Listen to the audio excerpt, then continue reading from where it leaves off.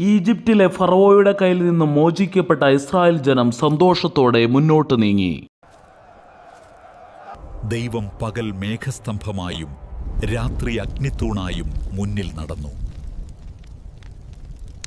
ഫറവോനും അവന്റെ ജനങ്ങളും മനസ്സ് മാറ്റി. അവർ ഇസ്രായേലിനെ വീണ്ടും അടിമകളാക്കാൻ തീരുമാനിച്ചു. മുന്നിൽ കടൽ, പിന്നിൽ സൈന്യം. ജനം ഭയപ്പെട്ടു. ഭയപ്പെടരുത്, ദൈവം ഇന്ന് നിങ്ങൾക്കായി യുദ്ധം ചെയ്യും. അപ്പോൾ ദൈവം മോശയോട് പറഞ്ഞു, ബാ, ജനങ്ങളെ കടലിലേക്ക് മുന്നോട്ട് നടത്തുക. ദൈവത്തിന്റെ ശക്തിയാൽ കടൽ പിളർന്നു.